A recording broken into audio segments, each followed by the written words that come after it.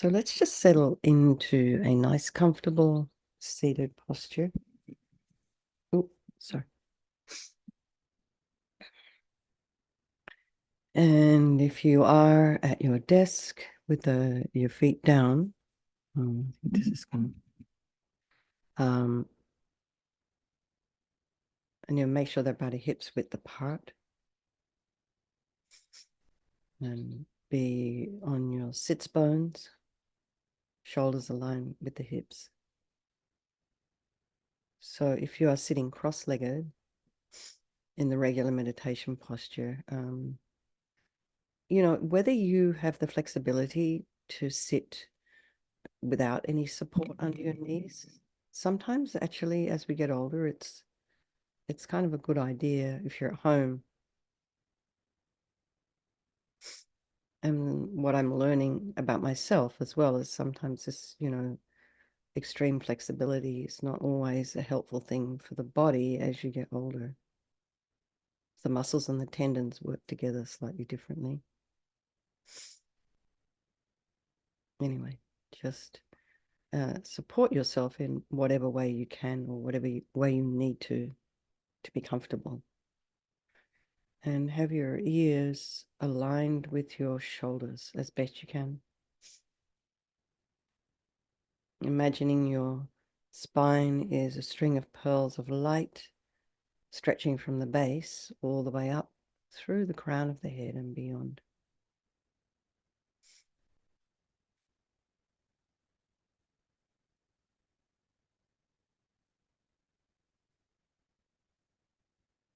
And just lengthen the spine.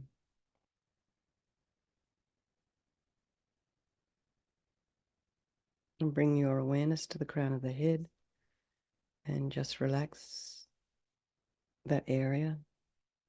Release any tension.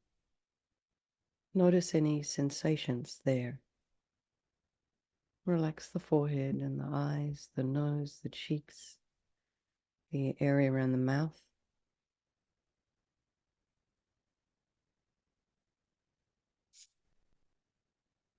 Relax the back of the neck, the throat, the chest, the belly. Just relax all of your limbs without collapsing. Bring your awareness to the base of the nose, somewhere around there, and just notice the sensation of the air as you're inhaling and exhaling.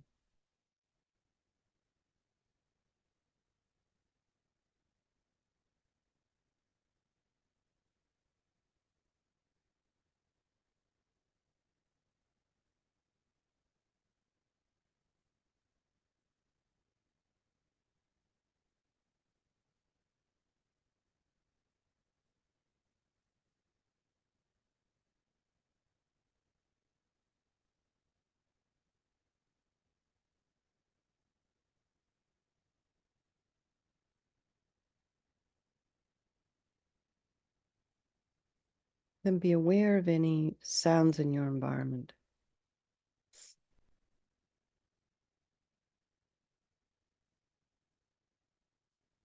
So where I am, where I've moved to, is unbelievably quiet. All I'm hearing right now is birds waking up. So you may have in your place all different variety of sounds, from traffic to people. If you're in an apartment, people in the corridor. When we're meditating at the YMCA here, there's a ton of noise in the corridor. People walking past. So they're living in a different world in this moment than you. They're busy. So just allow that world to exist out there and bring your mind back.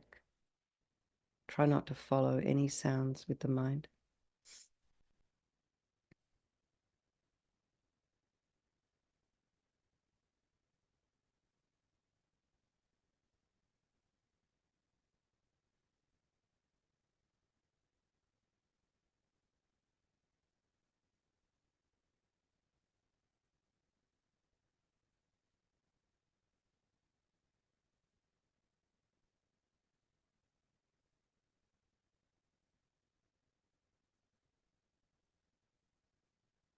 And now notice what is going on in your mind.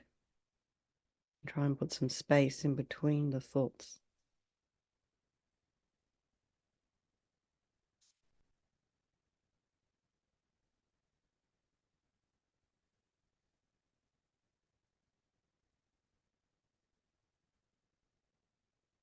And just know that whatever's going on for you this morning is totally fine.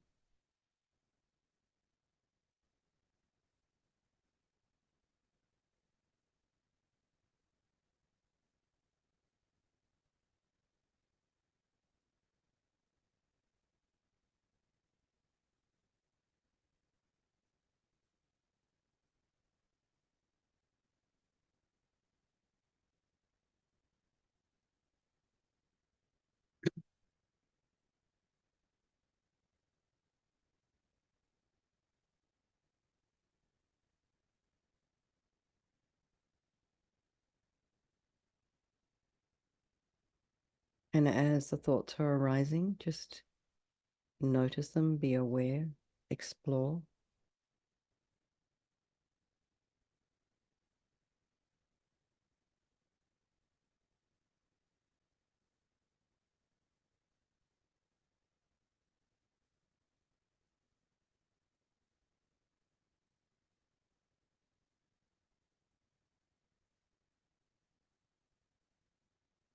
And try not to judge what's going on in the mind.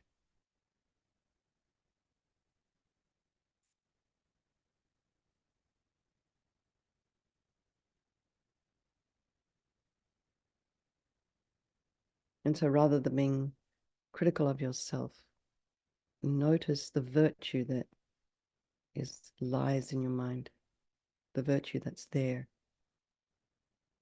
So we're all so attuned to focusing on the negative.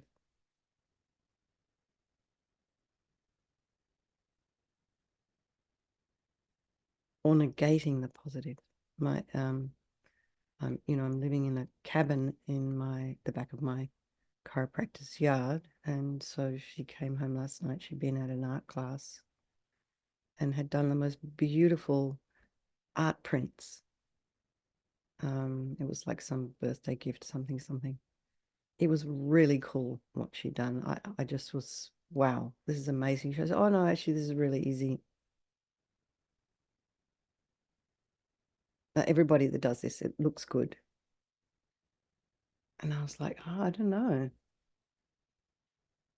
So, like, notice the places where you might play down your own brilliance. And maybe think about doing that a little differently. I think in our society, we are attuned to that.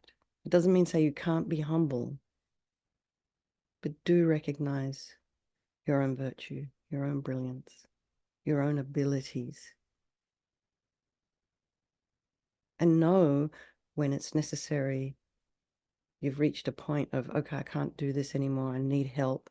Know when you need to ask for help and be confident that it will be there for you.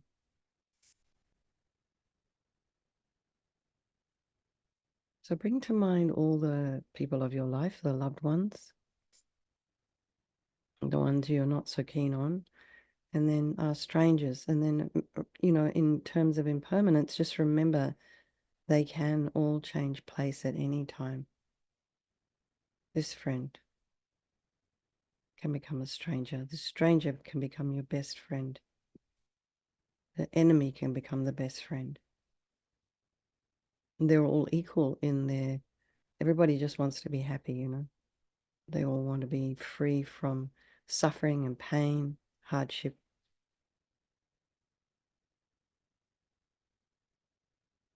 And they all have this amazing ability and the enlightened mind. So I think we'll do this meditation this morning for all these people of our life, for all the sentient beings in your gardens or in your environment. I think our precious Mary is doing something with her mum this morning.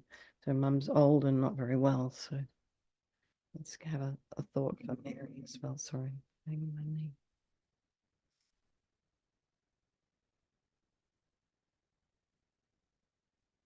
So imagine a medicine Buddha a few inches above the crown of your head.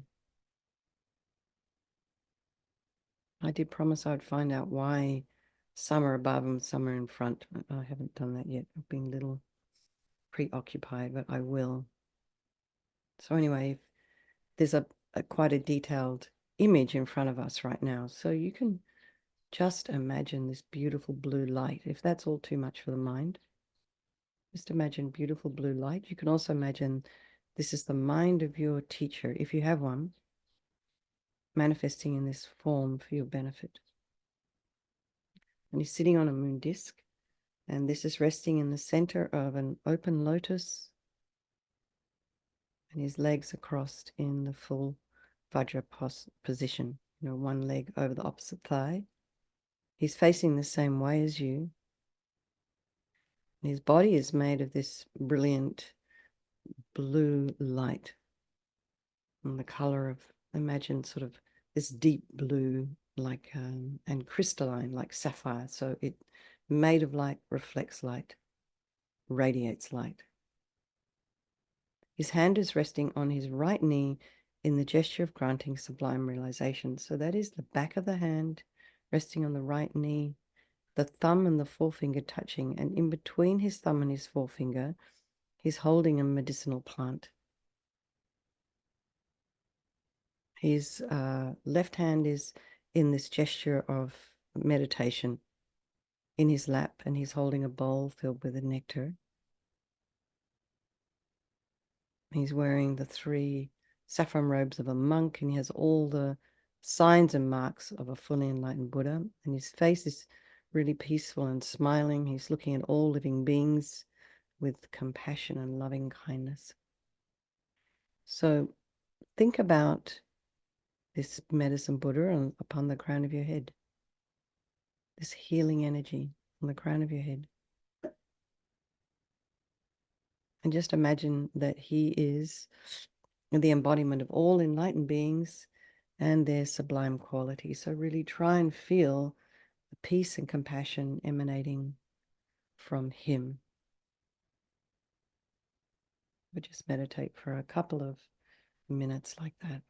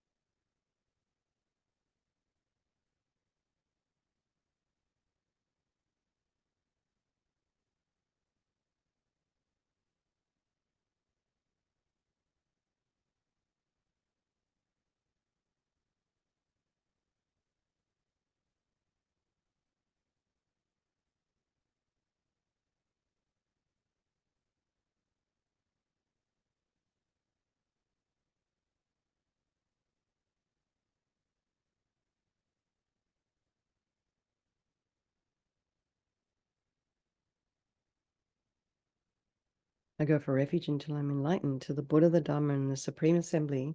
On my practice of giving and other perfections, may I become a Buddha to benefit all sentient beings. I go for refuge until I'm enlightened to the Buddha, the Dharma, and the Supreme Assembly. By my practice of giving and other perfections, may I become a Buddha to benefit all sentient beings. I go for refuge until I'm enlightened to the Buddha, the Dharma, and the Supreme Assembly. By my practice of giving and other perfections, may I become a Buddha to benefit all sentient beings. May all sentient beings have happiness and the causes of happiness. May all sentient beings be free from suffering and the causes of suffering. May all sentient beings be inseparable from the happiness that is free from suffering. May all sentient beings abide in equanimity, free from attachment and anger that holds some close and others distant. And I'll just recite the prayer to the Medicine Buddha a few times. To the Bhagavan Tathagata Arhat, fully enlightened Buddha, Medicine Guru, King of Sapphire Light, I prostrate, go for refuge, and make offerings. May your vow to benefit sentient beings now ripen for myself and others. To the Bhagavan Tathagata Arhat, fully enlightened Buddha, Medicine Guru, King of Sapphire Light, I prostrate, go for refuge, and make offerings. May your vow to benefit sentient beings now ripen for myself and others. To the Bhagavan Tathagata Arhat, fully enlightened Buddha, Medicine Guru, King of Sapphire Light, I prostrate, go for refuge, and make offerings. May your vow to benefit sentient beings now ripen for myself and others. So now imagine infinite rays of white light flowing down from the heart and the body of the Medicine Buddha, and imagine that this light fills your body and purifies all disease and afflictions. And the cause of these problems are negative karma, delusions, and mental obscurations. And imagine that all these negativities leave your body in the form of thick black liquid like engine oil, and your body becomes as clean and clear as crystal. And you can also imagine that all the other beings are being purified in the same way as we recite the mantra. And please, Lou, indicate if the mic is cutting out. Okay. O Taya Tao, O Taya Tao, Bekanze, Bekanze, Ma Bekanze, Bekanze, Raja Samangate Soha. Taya Tam Bekanze, Bekanze, Ma Bekanze, Bekanze, Raja Samangate Soha. Taya Tam Bekanze, Bekanze, Ma Bekanze, Bekanze, Raja Samangate Soha. Taya Tam Bekanze, Bekanze, Ma Bekanze, Bekanze, Raja Samangate Soha. Taya Tam Bekanze, Bekanze, Ma Bekanze, Bekanze, Raja Samangate Soha. Taya Tam Bekanze, Bekanze, Ma Bekanze, Bekanze, Raja Samangate Soha. Tatam Bekanzi, Bekanzi, Ma Bekanzi, Bekanzi, Raja Samangate Soha.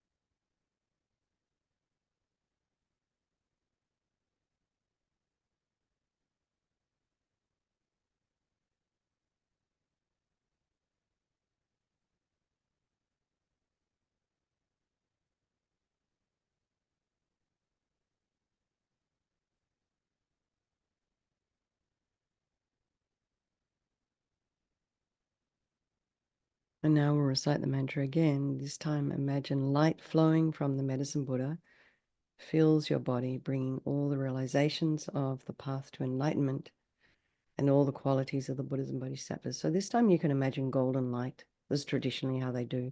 The white light is purification, and the golden light brings all the blessings. And you can imagine that you're receiving all the qualities of the Buddhas and Bodhisattvas. And imagine that all the other beings, the same thing is happening to all the sentient beings, all the people of your life, all the animals, the birds, the insects in your garden, in your house. And feel that you and all the other beings have actually received all these excellent qualities, and you've received the blessings and the inspiration of the medicine Buddha. Oh, Daya Tao, Bekanze, Bekanze, Ma Bekanze, Bekanze, Raja Samangate Soha, Daya Tao, Bekanze, Bekanze, Ma Bekanze, Bekanze, Raja Samangate Soha, Taya Tao, Bekanze, Bekanze, Ma Bekanze, Bekanze, Raja Samangate Soha, Taya Tao, Bekanze, Bekanze, Ma Bekanze, Bekanze, Raja Samangate Soha, Taya Tao, Bekanze, Bekanze, Ma Bekanze, Bekanze, Raja Samangate Soha, Taya Tao, Bekanze, Bekanze, Ma Bekanze, Bekanze, Raja Samangate Soha, Taya Tao, Bekanze, Bekanze, Ma Bekanze, Bekanze, Raja Samangate Soha.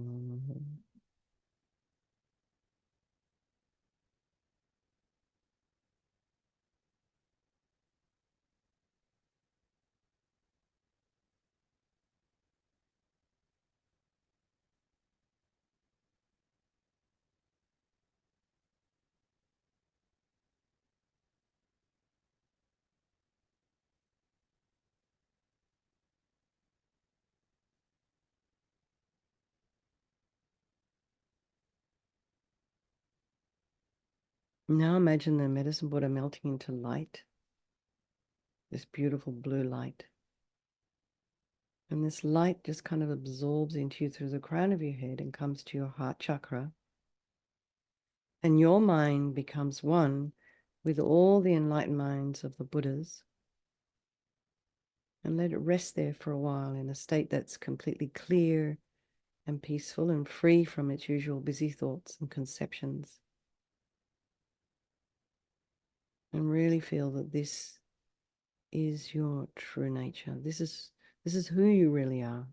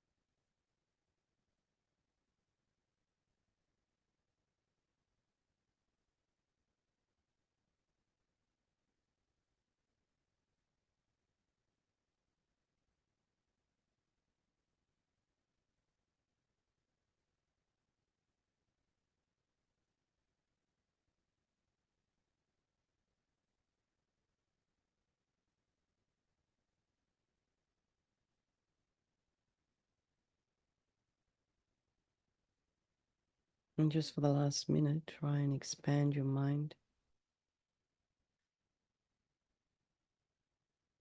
Again, rejoicing in your practice. Feel really happy with all the hard work we've just done over the last 30 minutes.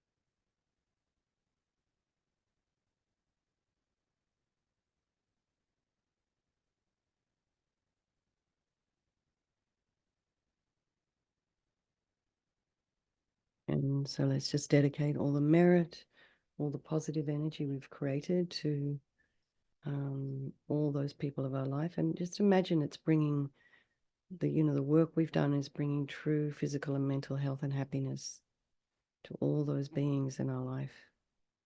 And, eventually be the cause for their enlightenment. Okay, everybody. Lou, thank you so much for hosting. Lots of love, everybody. Thank you for coming. And I will see some of you this evening. Okay. Thanks, everybody. Thank you, Venerable.